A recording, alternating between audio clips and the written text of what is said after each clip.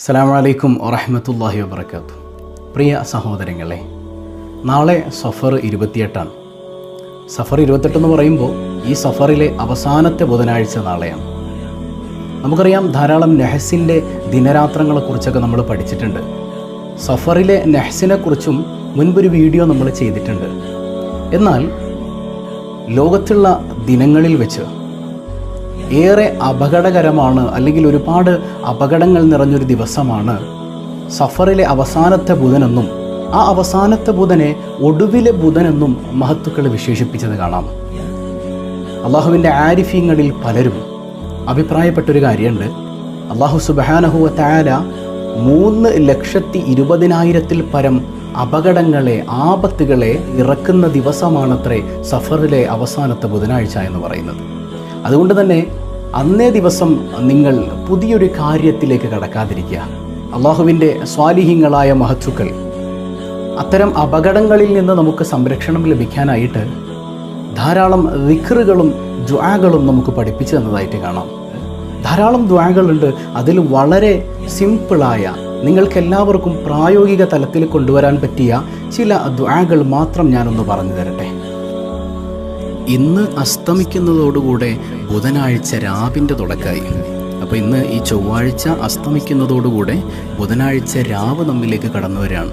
ഇന്ന് ഇശാ നമസ്കാരം കഴിഞ്ഞ് നിങ്ങൾ ഈ വിഷയങ്ങൾ ചൊല്ലി തുടങ്ങേണ്ടതുണ്ട്. ഇന്ന് ഇശാ കഴിഞ്ഞിട്ട് ആദ്യം ചെയ്യേണ്ട കാര്യം എന്താണെന്ന് വെച്ചാൽ, നമുക്കേറെ സുപരിചിതമായ സ്വലാത്തുൽ ഫാത്തിഹ ഉണ്ട്.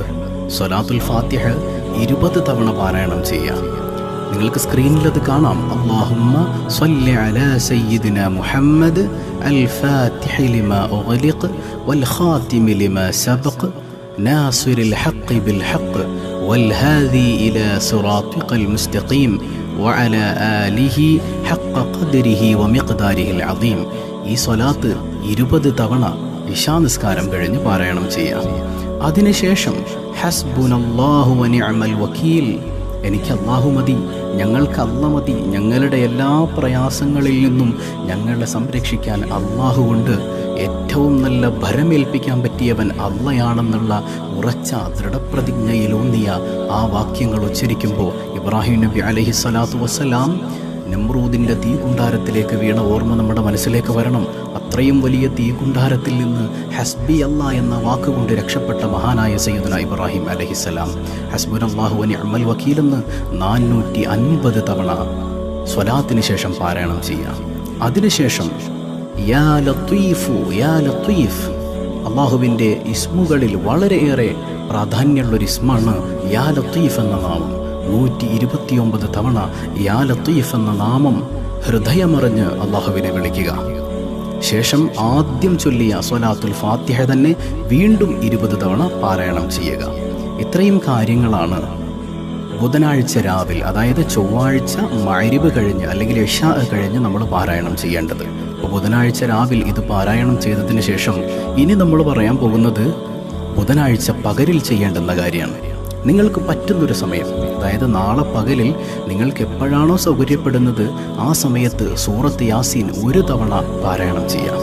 1 തവണ പാരായണം ചെയ്യുമ്പോൾ ആ സൂറത്ത് യാസീനിലെ 58-ാമത്തെ ആയത്തുണ്ട്, സലാമുൻ ഖൗലൻ മിർ റബ്ബിർ റഹീം. ഈ ആയത്ത് 313 തവണ പാരായണം ചെയ്യാം. ശ്രദ്ധിക്കണേ, സൂറത്ത് യാസീൻ 1 തവണ പാരായണം ചെയ്യുക. അതിലെ 58-ാമത്തെ ആയത്ത് മാത്രം 313 തവണ പാരായണം ചെയ്തിട്ട് ബാക്കിയുള്ളതെല്ലാം ശേഷം സാധാരണ പോലെ തന്നെ ഓതുക. അതിനും ശേഷം സ്വലാത്തുൽ മുൻജിയയും ഒരു ചെറിയ ദുആയും കൂടെയുണ്ട്. അതുകൂടെ നമ്മൾ ചൊല്ലുകയാണെങ്കിൽ അല്ലാഹു സുബ്ഹാനഹു വ തആല എല്ലാ അപകടങ്ങളിൽ നിന്നും നമുക്ക് കാവൽ നൽകുമെന്ന് പഠിപ്പിച്ചത് അള്ളാഹുവിൻ്റെ ആരിഫ്യങ്ങളാണ്. സ്വലാത്തുൽ മുൻജിയ നമുക്ക് ഏവർക്കും അറിയാം. അല്ലാഹുമ്മ സ്വല്ലി അലാ സയ്യിദിനാ മുഹമ്മദ് സ്വലാത്തൻ തുൻജീനാ ബിഹാ മിൻ ജമീഇൽ ലഹ്വാലി വൽ ആഫാത്ത് വതഖ്ലീ ലനാ ബിഹാ ജമീഅൽ ഹാജാത്ത് വതുതഹിറുനാ ബിഹാ മിൻ ജമീഇ സയ്യിആത്ത് വതർഫഉനാ ബിഹാ أعلى الدرجات وتبلغنا بها أقصى الغايات من جميع الخيرات في الحياة وبعد الممات. ഇത്രയുമാണ് സ്വലാത്തുൽ മുൻജിയ. ശേഷം വരുന്ന ഒരു പ്രാർത്ഥനയുണ്ട്. ആ ദുആ അതുകൂടെ ചൊല്ലിയിട്ട് മനസ്സറിഞ്ഞ് അള്ളാഹുവിലേക്ക് നമ്മുടെ പ്രയാസങ്ങളൊക്കെ പറഞ്ഞ് പടച്ചോനെ ഈ ദിവസത്തിൻ്റെ ഷർറുകളിൽ നിന്നൊക്കെ നീ കാവൽ നൽകണേ എന്ന മനസാന്നിധ്യത്തോടുള്ള പ്രാർത്ഥനയിൽ നമ്മളത് അവസാനിപ്പിക്കാം. മനസാന്നിധ്യത്തോടുകൂടെ ഈ പ്രാർത്ഥനയും കൂടെ ചൊല്ലാം. അല്ലാഹുമ്മ സ്രിഫ് അന്നാ ശർറ മാ യൻസിലു മിനസ് സമാഅ വമാ യഖ്റുജു മിനൽ അർദ് ഇന്നക അലാ കുല്ലി ഷൈഇൻ ഖദീർ വസല്ലല്ലാഹു തആല അലാ സയ്യിദിനാ മുഹമ്മദിൻ വഅലാ ആലിഹി വസഹ്ബിഹി വസല്ലം. എല്ലാവരും ഈ പറഞ്ഞ കാര്യങ്ങൾ, ഈ ദിക്റുകൾ പ്രായോഗിക തലത്തിൽ കൊണ്ടുവരിക. പിന്നെ ഞാൻ കഴിഞ്ഞ ഇതുപോലെ നെഹസിൻ്റെ വിഷയങ്ങൾ ചർച്ച ചെയ്തൊരു വീഡിയോയിൽ പറഞ്ഞിരുന്നു, ഖൈറും ഷർറും അള്ളാഹുവിൽ നിന്നാണ്, എല്ലാം തരുന്നവൻ റബ്ബാണ്. ഏതെങ്കിലും ഒരു പ്രതിസന്ധി ഘട്ടങ്ങളിൽ അല്ലെങ്കിൽ വളരെ അത്യാവശ്യമായി നമുക്ക് ചെയ്യേണ്ടുന്ന കാര്യങ്ങൾ ഈ പറഞ്ഞ കാര്യങ്ങൾ കൊണ്ട് നമ്മൾ ചെയ്യാതിരിക്കേണ്ടതില്ല. മനസാന്നിധ്യത്തോടുകൂടെ അള്ളാഹുവിൽ തവക്കുലാക്കി ഇറങ്ങുക. പിന്നെ പരമാവധി ഒഴിവാക്കാൻ പറ്റുന്ന വിഷയങ്ങളാണെങ്കിൽ മറ്റൊരു ദിവസത്തേക്ക് മാറ്റിവെക്കുക. കാരണം ഏറെ ആപത്തുകളെ അള്ളാഹു ഈ ഭൂമിയിലേക്ക് ഇറക്കുന്ന ദിവസം നമ്മൾ എന്തിനാ പടച്ചോനെ വെല്ലുവിളിച്ചിറങ്ങുന്നേ? നമ്മൾ അള്ളാഹുവിനോട് കാവൽ ചോദിച്ചുകൊണ്ട് ഈ ചൊല്ലേണ്ടതൊക്കെ ചൊല്ലിയിട്ട് നമ്മുടെ ജോലിയുമായി ബന്ധപ്പെട്ട കാര്യങ്ങളിലൊക്കെ നമ്മൾ മുഴുകുക. പക്ഷേ പുതിയതൊന്നും തൽക്കാലത്തേക്ക് മാറ്റിവെക്കാൻ കഴിയുമെങ്കിൽ മാറ്റിവെച്ച് ഈ സമയത്ത് തുടങ്ങാതിരിക്കുക. അല്ലാഹു സുബ്ഹാനഹു വ തആല നമ്മുടെ ജീവിതത്തിൽ ബറക്കത്ത് ചെയ്യുമാറാകട്ടെ. എല്ലാ ശർറുകളിൽ നിന്നും ഈ പറയപ്പെട്ട ദിക്റുകളുടെ സ്വലാത്തുകളുടെ ബറക്കത്ത് കൊണ്ട് അല്ലാഹു സുബ്ഹാന നമുക്ക് കാവൽ നൽകി അനുഗ്രഹിക്കുമാറാകട്ടെ. അസ്സലാമു അലൈക്കും വറഹ്മത്തുള്ളാഹി.